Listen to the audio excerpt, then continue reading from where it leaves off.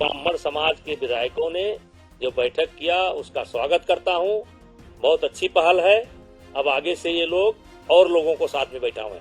जब जातिवार पार्टियां सम्मेलन करती हैं वो गुनाह नहीं है, तो ब्राह्मण विधायक 10 तो साथ में बैठकर चाय पी लिए, चर्चा कर लिए, हंस लिए, बोल लिए, ये कहाँ का गुनाह है?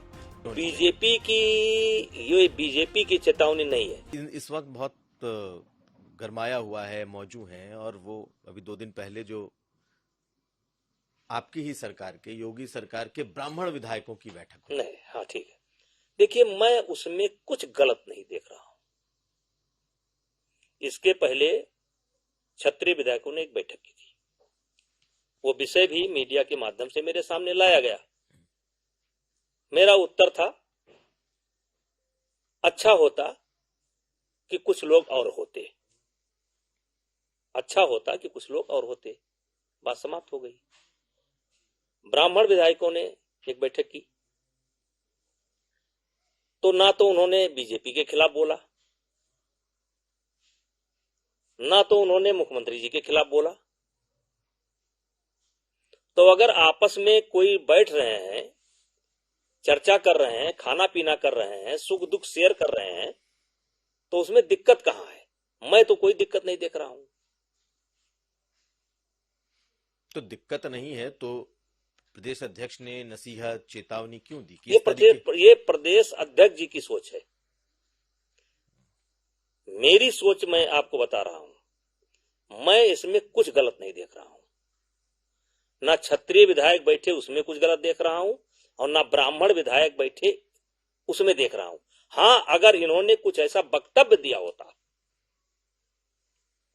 इन्होंने कोई ऐसी बात कही होती, तो उस बात के आधार पर मैं निकालता कि यह सही है गलत। केवल बैठक होना सजातीय लोगों का, यह कोई गलत नहीं है। तो बीजेपी को या पार्टी को ऐसा क्या लगा कि ये चेतावनी दी गई कि भाई इस तरह की बैठकें, जातिवार बैठकें नहीं होनी चाहिए? ये बीजेपी की चेतावनी नहीं है। आप जैसे ही किसी महान कलाकार ने पंकज जी को फंसाया होगा। पंकज जी ने तो बोला नहीं है अभी तक, उनके बयान तो आए नहीं, उन्होंने तो नहीं। हमको लगता है कि उन्हीं अध्यक्ष जी का ही बयान बता रहे हैं कि ऐसा नहीं होना चाहिए। नहीं तो, लेकिन वो बोल करके नहीं है, वो बाइट में नहीं है। तो चलिए, तो किसी ने पूछा होगा, तो अब उनका स्वयं का विचार है, नहीं होना चाहिए। लेकिन कोई बैठक कर सकता है। अब सवाल यह है बैठक का विषय क्या था और उसके बाद क्या वक्तव्य दिया गया। तो मैं इस ब्राह्मण समाज के विधायकों ने जो बैठक किया उसका स्वागत करता हूं। बहुत अच्छी पहल है। अब आगे से ये लोग और लोगों को साथ में बैठाएं, जिससे इनके विचार मिलते हो, बैठाएं, क्योंकि ये अलग अलग रहने का समय नहीं है, एक साथ रहने का समय है। आप स्वागत करते हैं? हाँ, स्वागत करते हैं। जातिवार बैठकों का भी आप स्वागत करें? जातिवार कार्यक्रम पार्टियां लगाती हैं, सम्मेलन लगाती हैं पार्टियां। जब जातिवार पार्टियां सम्मेलन करेंगी, एक पार्टी की नहीं बात कर रहा हूं, जब जातिवार पार्टियां सम्मेलन करती हैं वो गुनाह नहीं है, तो ब्राह्मण विधायक 10 तो साथ में बैठकर चाय पी लिए, चर्चा कर लिए, हंस लिए, बोल लिए, ये कहां का गुनाह है?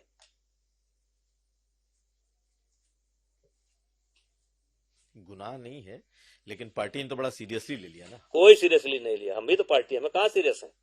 हम तो स्वागत कर रहे हैं। वही तो कहा, पर हमको दिलाइए नोटिस। अगर पार्टी इसको बुरा मानी है तो हमको दिलाइए नोटिस, बाहर कराइए हमको। साहब, जातिवार सम्मेलन होते हैं और यही पार्टियां करती हैं।